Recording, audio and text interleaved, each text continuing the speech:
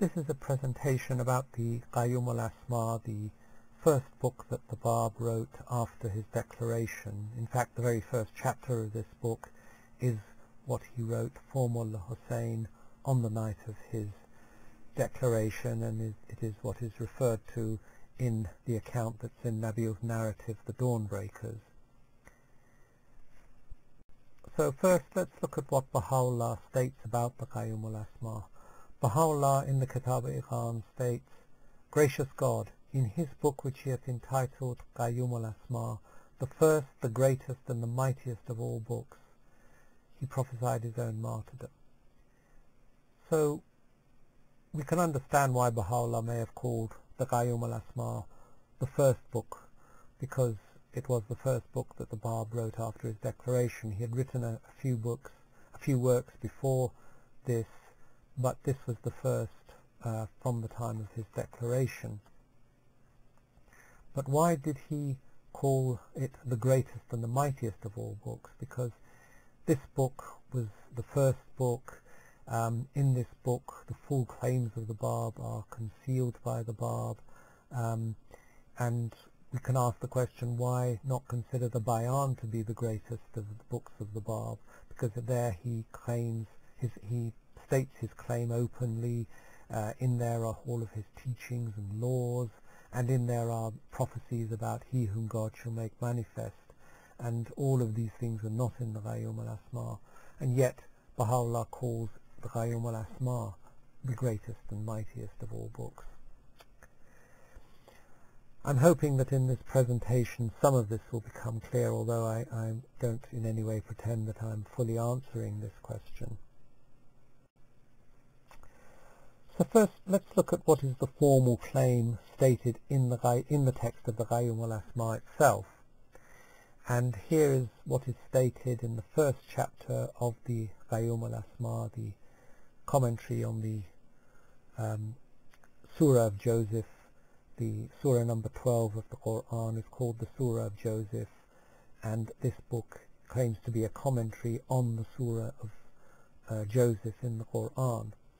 And what it claims in the first chapter is that this is the book in explanation of the fairest of stories, Ahsan al-Qisas. This is a phrase from the Surah of Joseph, calling the story of Joseph the fairest or the best of stories, and this phrase Ahsan al-Qisas is also another title sometimes given to this book of the Babs, the Qayyumul Asma. It's sometimes called the commentary on the Surah of Joseph, sometimes the Qayyumul Asma, and sometimes Ahsan al-Qisas. Now, in this first chapter of the Qayyumul Asma, the Bab states that this is a book coming forth from its place of hiding with, and then this long name, which is the formal name of the 12th Imam, the Imam who Shi'is believe to be in hiding, and who will come out, who will come out of his place of hiding and proclaim what they believe is that he will defeat the enemies of the Shia and establish Islam as the religion of God in the whole earth. So what the formal claim is that this book has been is from the hidden Imam and has been given to his servant, that it might be a conclusive proof of God in the possession of the remembrance, who is the Bab, unto all the worlds. So the formal claim is that this is a book given to the Bab by the hidden Imam as a conclusive proof. But the fact is that although this is the formal claim, the text of the book actually contradicts this formal claim. The text of the book claims to be something much higher, as I hope I will demonstrate to you. So, okay, let's look at the overall structure of the Qayyumul Asma. We can say a number of things as we sort of look. This is an overview of the Qayyumul Asma. First of all, it's revealed in Arabic. Secondly, it's divided into surahs. Now this is actually quite significant. If you go to an English to Arabic dictionary and look up the word surah, you won't find, put in the word chapter, you won't find the word surah as the Arabic translation of the word chapter. You'll find fasl or bab, but not surah, because surah is very specific to the Quran. Other books are divided into chapters, and those chapters are called bab or fasl. It's only the Quran that's divided into chapters, and those chapters are called surah. So the fact that the Qayyumul Asma is divided into surahs is very significant. There are about 112 surahs, each one with a name in the Qayyumul Asma. Each surah has 42 verses, and each of these surahs begins with Bismillah ar-Rahman ar-Rahim, which is called the Basmallah. And at the top of each surah are some disconnected letters, just a few random letters that don't appear to mean anything. There's about 100,000 words in the Qayyumul Asma in all, and the whole of the book is in what's called Saj, which is usually translated as rhyming prose, and the whole book rhymes in R. Now, this starts to become significant when you compare this overall structure of the Qayyumul Asma with the Quran. The Quran is also revealed in Arabic. The Quran is divided into surahs, as I said, not into the usual Arabic word for chapters. The Quran has 114 surahs, each with a name. Each surah has varying number of verses, but there is the Basmallah at the head of every surah. At the top of many of the surahs of the Quran are disconnected letters, and there's about 77,000 words in the Quran, and about 1/3 of the Quran is in this rhyming prose called Saj. So as we look at this comparison of the structure of the Qayyumul Asma and the Quran, we can see how similar they are. The Qayyumul Asma is designedly very similar to the Quran in its structure.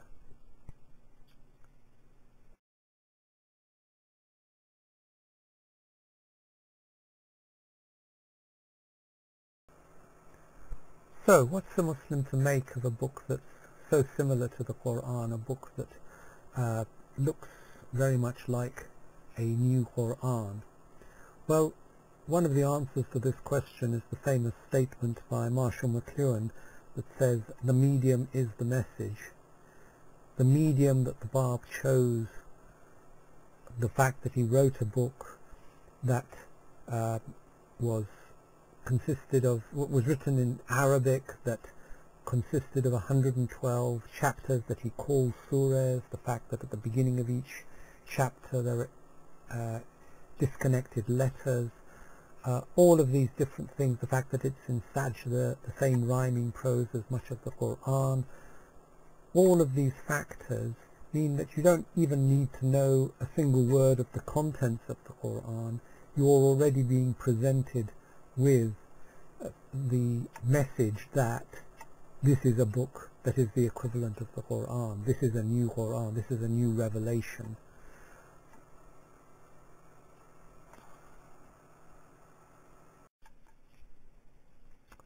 But that's not all. There's even more in the wording of the Qayyumul Asma. There are words, for example, it is the word Oha Alayk.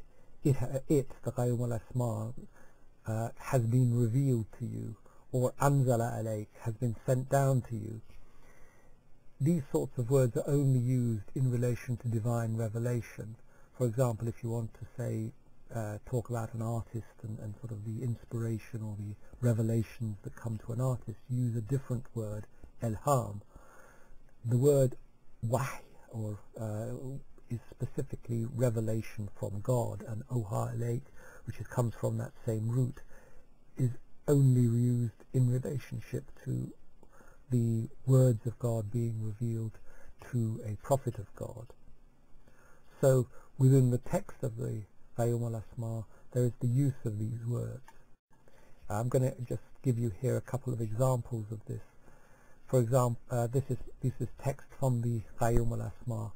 The 61st surah of the Qayyumul Asma is called Surah Al-Hussein, and verse 22 of that surah says, "We have revealed to you as we revealed to Muhammad and those messengers who were before him." So here is a clear-cut statement that this book has been revealed to the Bab in the same way as the Quran was revealed to Muhammad and other books were revealed to other messengers of God in the past. And it uses this phrase, Oha alayk, or in this case, Ohayna alayk, we have revealed. And this word anzala is used in the same surah a couple of verses further along. Anzala ilayk. God has sent down unto you. The verses that God has sent down to you. So these words addressed to the Bab are talking as though the Qayyumul Asma is revelation from God, not just a book from the hidden Imam being handed to the agent of the hidden Imam to bring to humanity, but direct revelation from God. That's what the verses say. Now, just looking again at the form of the Quran. The Quran claims to be a commentary on a surah of the Quran, Surah 12, which is the Surah of Joseph. Now, in a normal commentary, and thousands of commentaries have been written on the Quran by Muslims through the centuries since the dawn of the Islamic age, and they all have a set form. You give a portion of the text, maybe a phrase, maybe a verse, maybe even a single word, and then you say, this means, or that is to say, and then you give your commentary on those words. And the commentary consists of giving the meanings of the words, explaining difficult passages, talking about the circumstances of revelation, dealing with difficult grammatical points, and sometimes you can have sectarian or mystical interpretations of the words in these commentaries as well. But the important point is that the text of the Quran is always very separate from the words of the author. This is out of respect to the text of the Quran. The text of the Quran is the word of God, the text of the author is the word of man, and you separate the two, and you make it quite clear when you are talking and when God is talking. But this isn't the case in the Qayyumul Asma.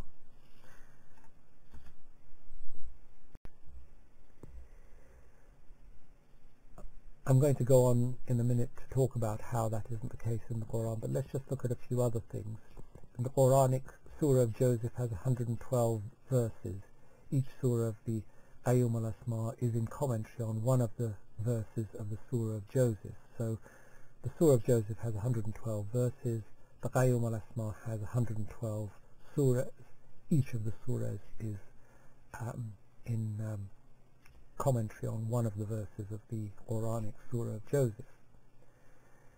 And each of the surahs of the Qayyumul Asma starts with the verse of the Quran that it is commenting upon. So Surah 10, for example, will start with Surah 10 of the Qayyumul Asma will start with verse 10 of the Quranic Surah of Joseph that it is commenting on.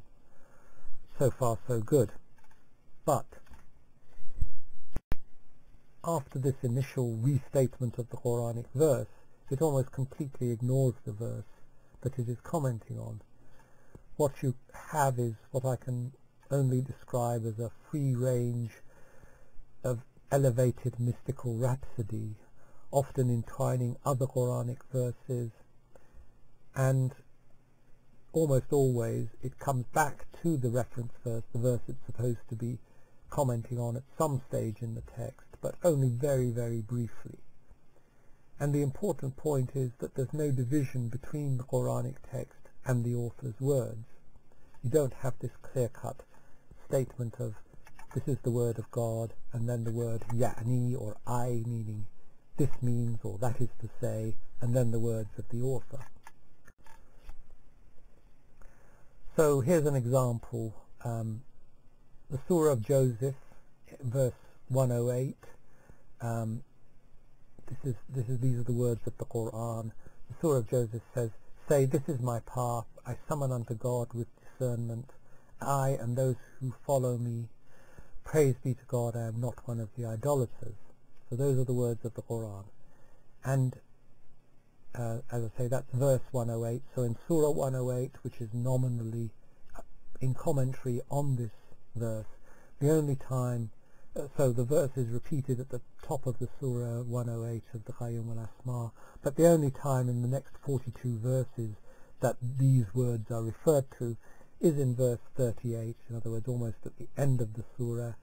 And the way that the Bab comments on this verse of the Surah of Joseph is not to set it out separate, not to separate his words from the word of God, but to mingle in his own words and the words of the Quran. So as we've seen, verse 108 of the Quran says, "This is my path." Say, "This is my pathway." In the Qayyumul Asma starts off, "O consolation of the eye, say, I am Baha, and this is the pathway of God." So he's bringing in Sabili, the one word from that verse, mingling it in with his own verses. Then he goes on to say, "I summon unto God," which is the next part of this verse, "alone, and to his awaited remnant." The word remnant here is one of the titles of the hidden Imam. The hidden Imam is called the Baqiyatullah, the remnant of God. So he's saying, "I summon unto God and to his awaited remnant." So here we have an allusion to the hidden Imam. At the beginning of this verse, of course, he says, "I am Baha," and Baha'is obviously will read that back as being an allusion to Baha'u'llah, but of course the people at this time, the first people who were reading this book, would have had no inkling that this was about Baha'u'llah, because for a start Baha'u'llah hadn't taken on the title of Baha'u'llah at this time. But we as Baha'is, looking back, will say, here is the Bab identifying himself with Baha'u'llah. And it may be Baha'is would read back his awaited remnant as being not a reference to the hidden Imam, but the awaited remnant of God is Baha'u'llah.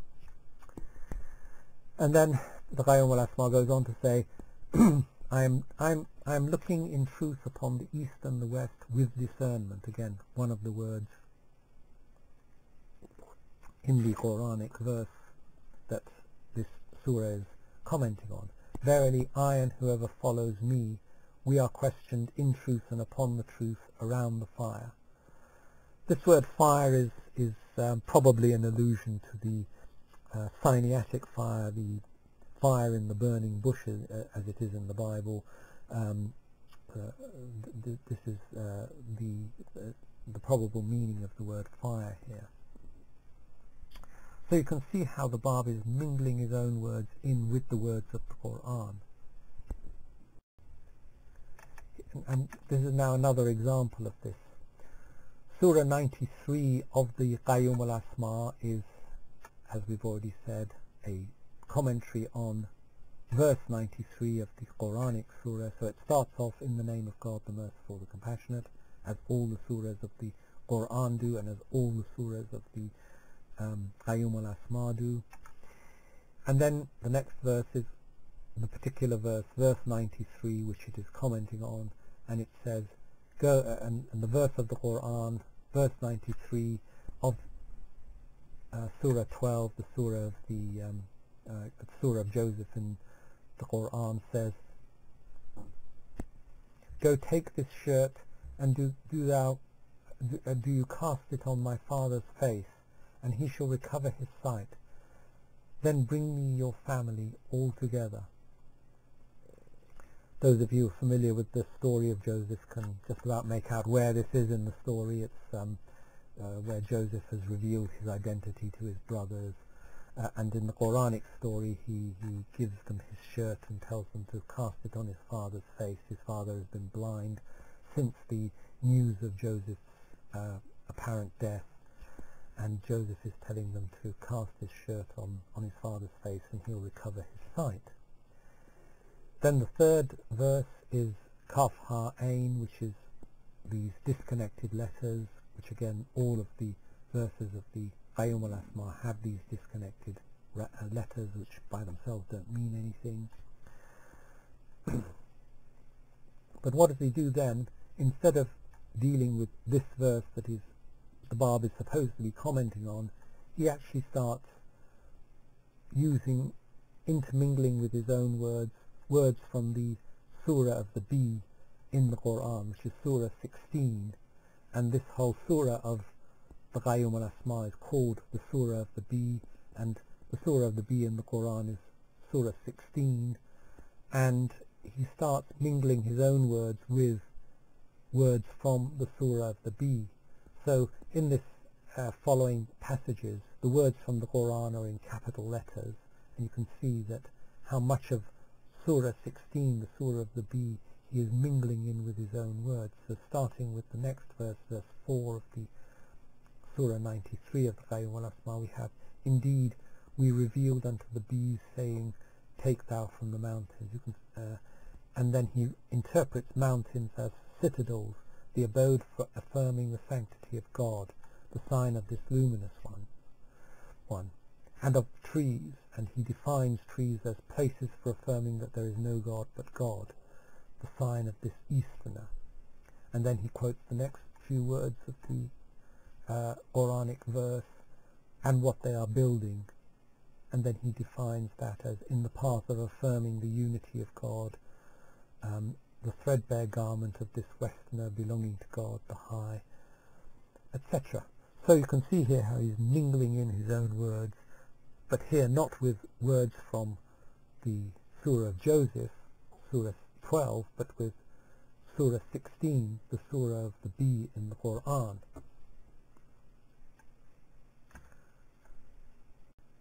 On this slide I've actually given you the relevant verse at the bottom of the slide, the relevant verse from the Quran, Surah 16, the Surah of the bee, verse 68 says, and thy Lord revealed unto the bee, saying, take unto yourselves of the mountains houses, and of the trees, and of what they are building. So that's what's in the verse 68 of Surah 16 of the Quran, and that's what we've just been reading, how it's mingled in with the words of the Bab in the Qayyumul Asma. We revealed unto the bee, saying, take thou from the mountains, and then the Bab gives his commentary on the word mountains, citadels, the abode for affirming the sanctity of God, and then goes on to of the trees, and so forth. So you can see that here in verses 4 and 5 of this surah of the Qayyumul Asma, he is actually commenting on Surah 16 of the Quran, and he does this a great deal in the Qayyumul Asma. We can say nobody's done the actual count, but I would estimate that possibly a third of the Quran or a quarter of the Quran is commented on in this way in the Qayyumul Asma. So the Qayyumul Asma is not just a commentary on the 12th surah of the Quran, it's a commentary on perhaps as much as a third of the Quran in this way, in this unique way of the Bab of mingling his own words with the verses of the Quran to bring out the true meaning. The true meaning of the word mountains is citadels, the abode for affirming the sanctity of God. The true meaning of trees is not the things that are growing out there, but places for affirming that there is no God but God, and so forth.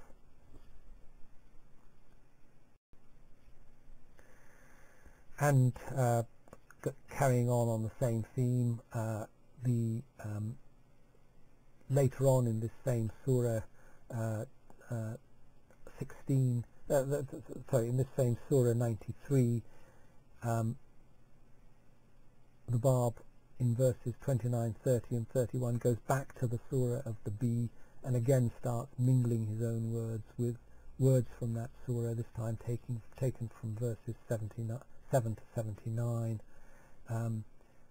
I've given you at the top of this slide the verse of the Qur'an and shown you by using capitals how the words from those verses of the Qur'an have been used by the Bab to bring out what he wants to say in the form of an interpretation of those words from the Qur'an. So by intermingling his own words and those of the Qur'an and not separating them as in the standard commentary, he is in effect making his own words of equal station to those of the Qur'an. We can call this a creative rewriting of the Qur'an. And of course what he's doing by, in this way, creatively rewriting the Qur'an is claiming to have the authority to do so. Because remember, the Qur'an is the word of God for Muslims. So he is claiming to have the authority to creatively rewrite the words of God. So just think a little bit about what sort of authority he is claiming for himself in this way, using the text of this Qayyumul Asma, the first book that he revealed. And he's in effect claiming to be producing a book revealing the word of God himself. And he's claiming in effect to be producing a new Qur'an. And in a sense he's even claiming that his work, this book that he's produced, the Qayyumul Asma, is more excellent than the Qur'an, because part of the excellence of the Qur'an, part of the way in which it has been lauded by Muslims for its literary style and its literary excellence, is this rhyming prose, the Sajj, which part of the Qur'an is written in. But here the whole of the Qayyumul Asma is being written in Sajj. So in a sense the Bab is saying, here is a new Qur'an, here is the Qur'an rewritten, and it's been rewritten in a more excellent form, in a more wonderful manner. And in fact what the Bab is doing is taking the two holiest things in Islam, the Qur'an and the Arabic language, and recreating both of them. I can't really go in too much into how he's recreating the Arabic language, but perhaps it's sufficient to say that the whole structure of the of Arabic grammar is based on the Qur'an. There wasn't a written Arabic language before the Qur'an. The Qur'an is in effect the first book in Arabic. And when later generations of Muslims, particularly those who were not Arabs themselves, and in particular Iranians, Persians, were trying to make sense of the Arabic language, they started to create grammars. And the way they created grammars was to look at the Qur'an and work out what are the rules of Arabic grammar from the text of the Qur'an. So the Arabic language is built on the Qur'an. The grammar of Arabic is what is in the Qur'an. So we can say that it's the Qur'an that's created grammar, Arabic language and Arabic grammar. And in all of his writings, almost all of his writings, the Bab recreates Arabic grammar as well. He uses the Arabic language in whatever way he wants, even where these appear to be breaking the rules of Arabic grammar.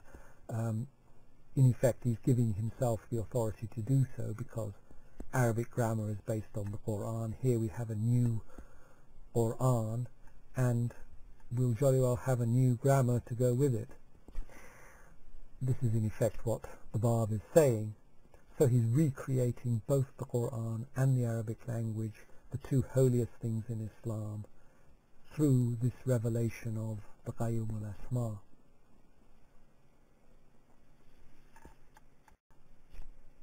So what's a Muslim to make of someone who is taking the text of the Qur'an and recreating it?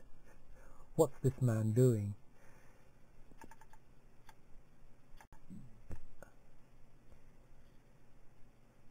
Well, in effect what he's doing is challenging what's considered to be one of the core doctrines of Quran, one of the cardinal doctrines of Islam.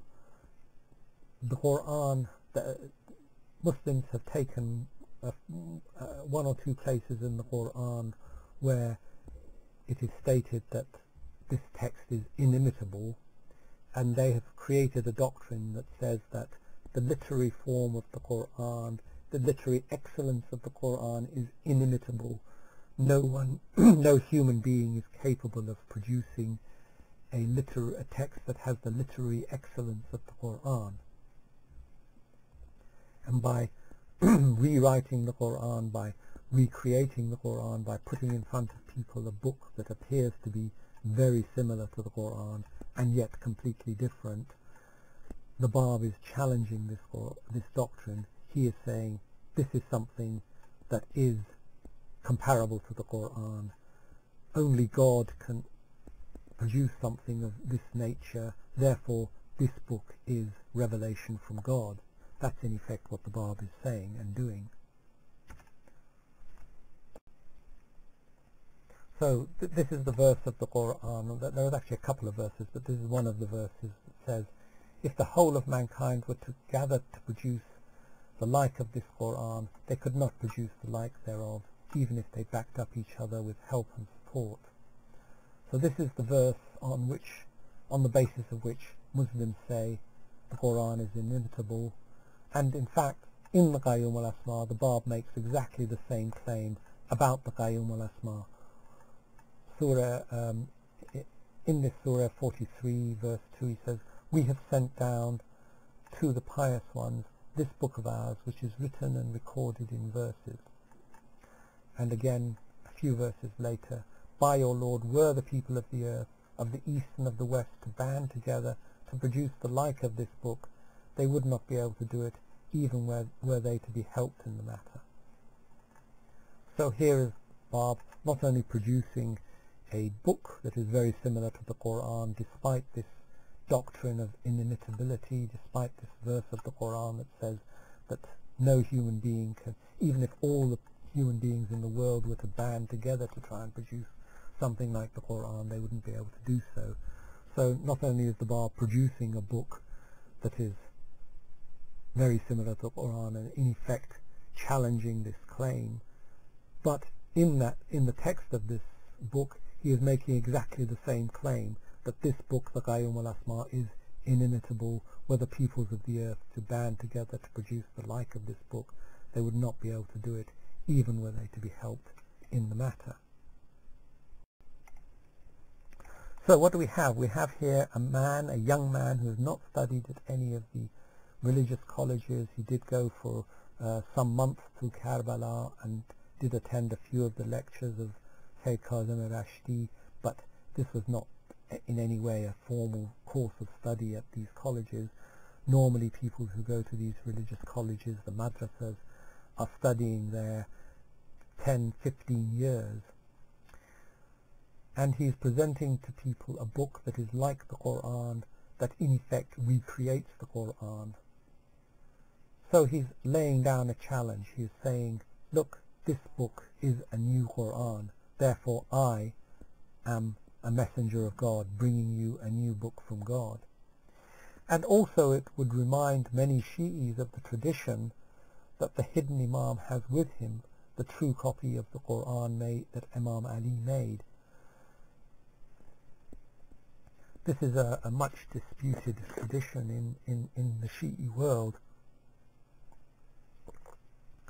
There are quite a few Shi'i traditions that seem to indicate that somehow the text of the Quran has been tampered with, it's not the right text, and only the hidden Imam has the true text of the Quran. Now this is a tradition that's very controversial, because nowadays most Shi'is say, no, the text of the Quran that we have is the text that was revealed by God to Muhammad, and they go along with that. But it's very clear that the early Shi'is had this belief that the true text of the Quran is with the Imam Ali and his descendants.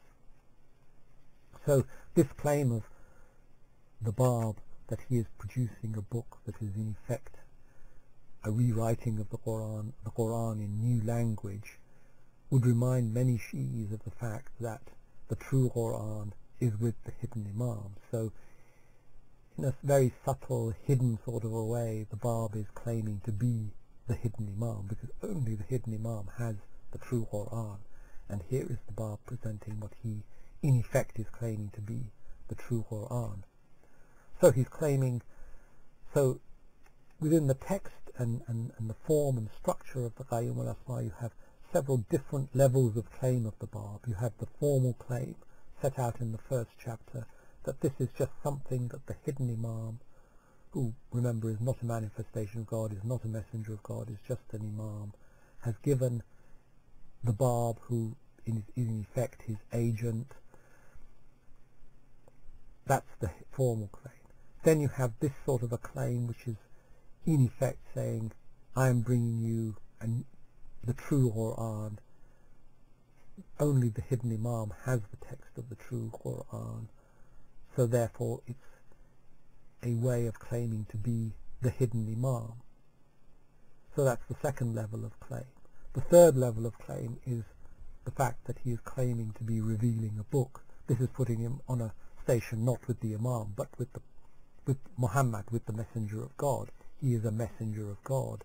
So the third level of claim in the Qayyumul Asma is that he's not just the agent of the hidden Imam, he's not just the hidden Imam, he's a new messenger of God of a station equal with Muhammad. So you have these three levels of claim in the text of the book, and anyone reading this book with a good knowledge of Islam and a deep understanding of Islam would see that. We'll just briefly go on to look at the response to this book, because the response to this book shows that even people who didn't accept the Bab's claim recognized all of this in the book itself at the time, in those very early days. One of the letters of the living, Mullah Ali Bastami, was sent by the Bab with the text of the Qayyumul Asma. He was one of the letters of the living, and he was sent by the Bab to Najaf and Karbala, where the senior Shi'i ulama, the most prominent Shi'i clerics of the Shi'i world lived, to present them with this claim and with this book. He created an uproar in these shrine cities, the Shi'i shrine cities, and he was arrested by the governor of the province of Iraq and brought to Baghdad, the capital of the province where the governor lived, and he was put on trial in January 1845, so just less than a year after the revelation, the start of the Babi dispensation and the revelation of the Qayyumul Asma. And at this trial, 20 of the most senior Sunni clerics in the province of Iraq and 10 of the most senior Shi'i clerics were brought to Baghdad and presented with this book and asked for their opinions about this book. The most senior Sunni cleric present was Shahabuddin Ibn Sayyid Abdullah al-Alusi, Sayyid Mahmud Shahabuddin Ibn Sayyid Abdullah al-Alusi, who was probably the most prominent of the 19th century Sunni Iraqi ulama. He remains famous as a traditionist and the author of a tafsir which is still in print. You can go into a bookshop in many parts of the Islamic world and buy this tafsir, this commentary on the Quran. He was teaching at one of the important madrasas in Baghdad, and he was also the mufti of Baghdad from 1832 to 1846. So he was the most prominent of these 20 Sunni ulama. What did he say? He says, in the name of God, the merciful, the compassionate, who can be more evil than the one who has fabricated a lie against God, or has said that he, God, has revealed to me? This phrase, Oha ilay, that's used in the Qayyumul Asma. He's spotted that and he's saying this man is claiming revelation from God, and he's condemning him for saying this. He's saying, who can be more evil than the one who has fabricated a lie against God, or has said, he, God, has revealed to me when nothing has been revealed to him. Praise be to God, who has protected the surahs of prophecy from the assaults of liars, and has rendered those skilled in every kind of eloquence, in spite of their abilities, unable to bring the like of even the shortest of the surahs of his clear book. So he's referring there to this doctrine of inimitability.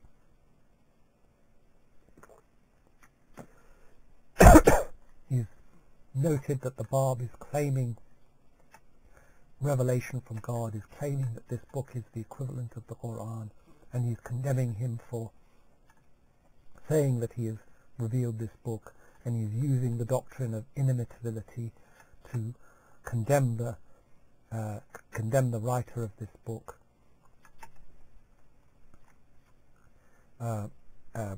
because he's saying that God has protected the surahs of prophecy, the surahs of the Quran, from imitation. And then he goes on in this surah to condemn the Bab, condemn both the bearer, the bearer of the message, and the writer of the book. That there can be no disagreement over the disbelief of this evil man, or likewise over the disbelief of those who have believed in him and given credence regarding these words. And he goes on to say the prudent thing to do is to join this unbeliever to his two brothers. These are two people who in the early phase of Islam rose up as competitors to Muhammad and claimed to be revealing the word of God in competition with Muhammad, and to make an example of whoever has assisted him in spreading this cause by word or deed. And I consider it a sedition, the evil of which will grow in the easts of the earth and the wests thereof, and many of the weak-minded will apostatize on account of it, were it to be given a free rein. So here you can see the fear of this man who is the Mufti of Baghdad, the most prominent of the Sunni clerics in Baghdad, the fear in him that this book, if it was to be given, this book and this teaching and this figure, the Bab, if he was to be given free rein, would cause many to apostatize, many will come to believe in it, and we must therefore suppress it. We must stop this. We must put up a barrier against him. And as I say, there were also some of the most prominent Shi'i clerics in the Shi'i world present at this trial. Sheikh Hassan ibn Sheikh Ja'far Kashif al-Qitar al-Najafi was the son of one of the most foremost clerics of his age, who had written this book Kashf al-Qitar, and the family name thereafter became Kashif al-Qitar. And Sheikh Hassan had lived in Hilla until the death of his brother. He had succeeded to the position of his brother, a position as a teacher in one of the religious colleges in Najaf, and one of the Marja Taqlid, the focal points of reference, what today would be called Grand Ayatollahs of the Shi'i world. And he was a rival for this leadership of the clerics with Sheikh Muhammad Hassan, another cleric in Najaf. And he died in the cholera epidemic of 1846. And his fatwa, his judgment on this book is, just reading out the bit in red here, everyone who opposes this Sharia, the Islamic Sharia, and claims such falsehoods or such concocted phrases and corrupted words or such perverted books and worthless sayings is outside the religion and the path of Muhammad, the Lord of Messengers. And so the author of these words and the one who believes in these tenets are outright unbelievers. Another interesting cleric who was present was Sheikh Muhammad Baqir Qazwini, who was the leading mujtahid in Karbala. In former days he had been the great enemy of the Shaykhi leader Sayyid Kazim Rashdi. He also died in the cholera epidemic of 1846, and his fatwa, his judgment on this book is, the unbelief of this speaker is something about which there is no doubt and no uncertainty. Whoever has followed his path has followed Satan and is worthy of the anger of the All-Merciful. Another interesting person among these clerics who were at this trial was Sheikh Hassan, known as Gohar, who was a Shaykhi, in other words a follower of Sayyid Kazim al-Rashti and Sheikh Ahmad al-Ahsa'i, and he was after the death of Sayyid Kazim, he was one of the major contenders for the leadership of this movement. And his fatwa, his judgment on the Book of the Bab was, there is no doubt that these perverse sentences are unbelief, opposed to the constraints of religion and a contravention of the Sharia of the Lord of the Messengers. The one who believes in them is an unbeliever. Another response came, again, really in just about a year after the revelation of the Qayyumul Asma. Muhammad Karim Khan Kermani, who was another of these Shaykhis who was contending to become the leader of the Shaykhi movement, and in many ways was the most successful contender because the largest groups of Shaykhis followed him.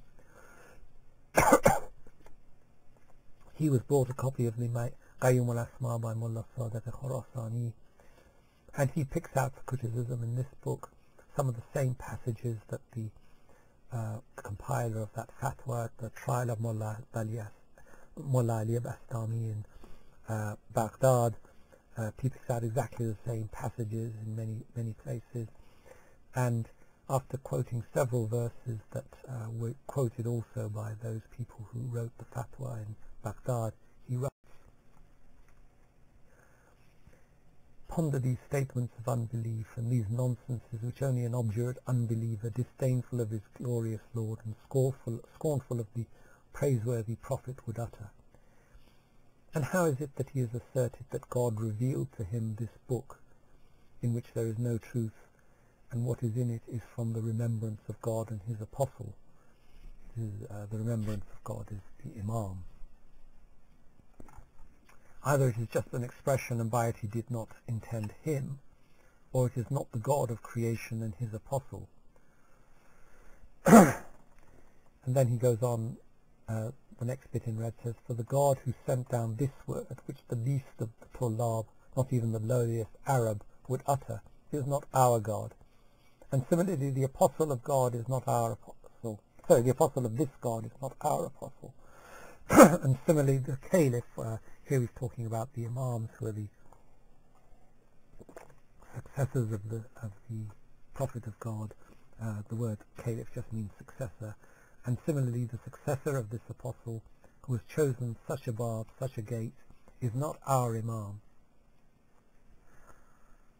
So here he's picking out the Arabic of the Qayyumul Asma and criticizing it and saying the Arabic in which this book is written is not our Arabic. It's not the Arabic which even the most lowliest Arab would speak. He has seen the new uses of Arabic grammar that the Bab has created and is condemning it as being not the Arabic of the Quran. Ponder on it and you will find it's incontestable that there is not an attribute of God which he has not claimed for himself, nor a station of the prophets that he has not arrogated, nor a virtue of the Imams that he has not attired himself. So you can see that all of these clerics have very accurately, very clearly seen the claims of the Bab. They have understood them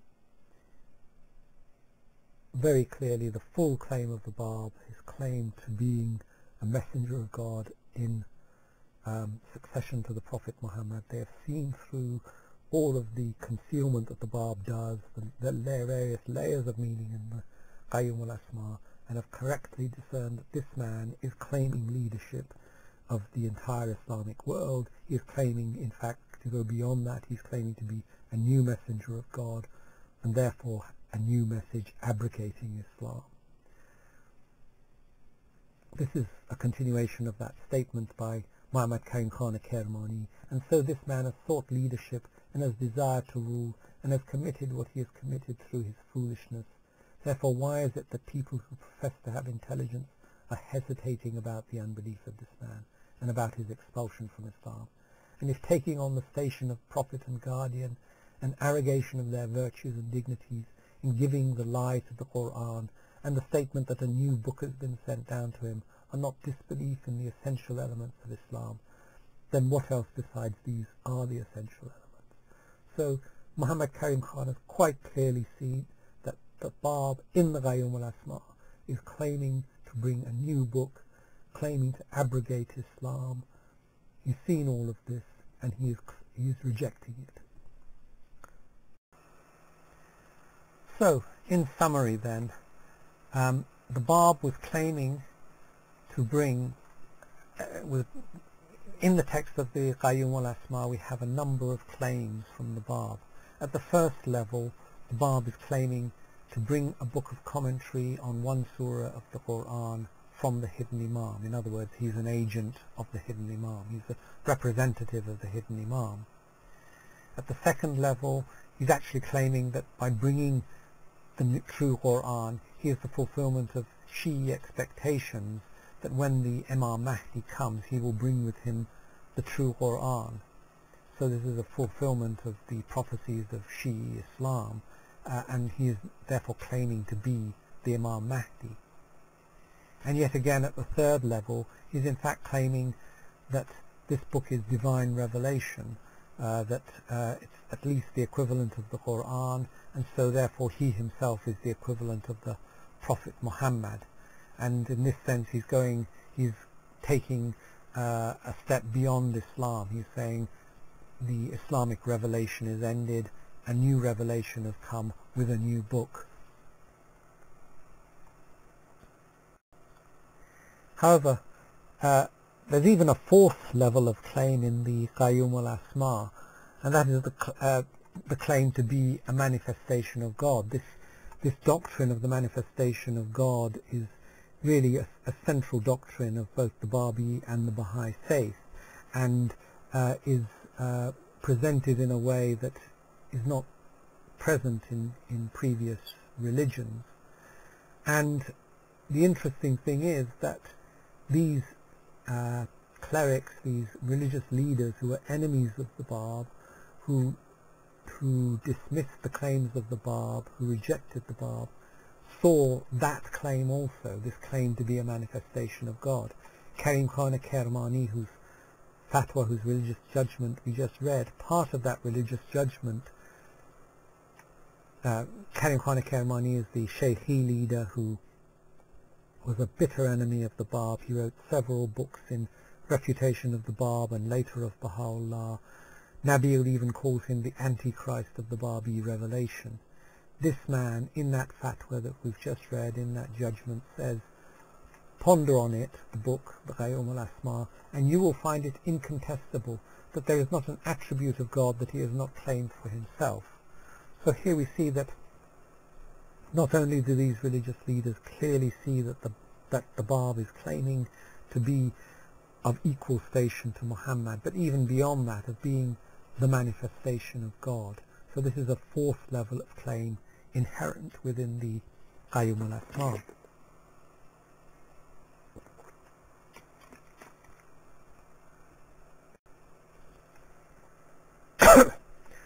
So what we have in the Qayyumul Asma then is that a young Iranian merchant who had undertaken no formal studies of Arabic and the Islamic sciences at the usual religious colleges of the Islamic world, whose mother tongue is not Arabic, has revealed a book in Arabic in a structure and language that resembles the Qur'an.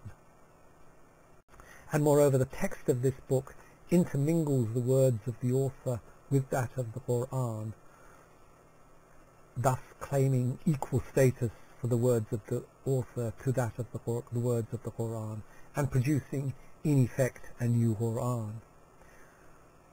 We also find in the text of this book claims that this is divine revelation, and even beyond that, that its author is a manifestation of the attributes of God. And the text of this book angers and stirs up the most senior religious leaders of the Shi'i and Sunni world. So, I would say, in my opinion, this Qayyumul Asma is what is referred to in the Quran. The Quran states that on the Day of Judgment, the Day of Resurrection, there will be the great announcement, the stunning trumpet blast, that the bugle will call. Well, what was the Qayyumul Asma except an announcement, a stunning trumpet blast, a bugle call, making a huge claim that the world of Islam was over. This was going to be a new revelation.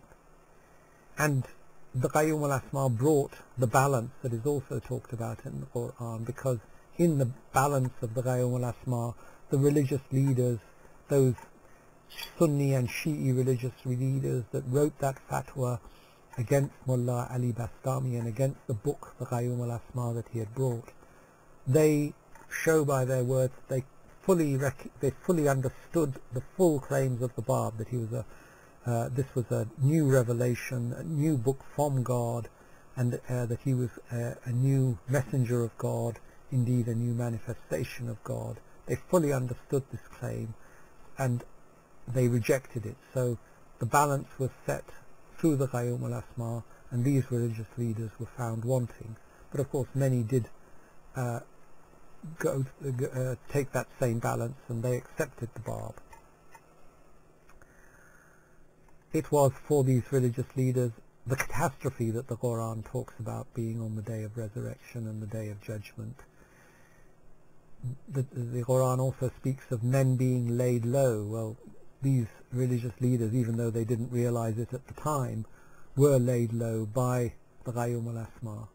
And of course in the Kitab-e-Iqan, the Book of Certitude, Baha'u'llah talks about the stars falling from heaven, which is another of the signs of the Day of Judgment and the Day of Resurrection.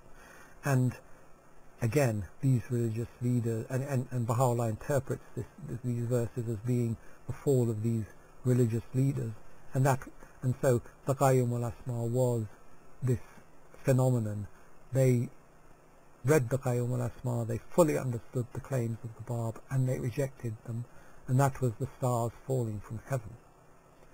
So maybe this is perhaps some of the reasons, one of the reasons, a part of the reason that Baha'u'llah called this book, the Qayyumul Asma, the first, the greatest, and the mightiest of all books.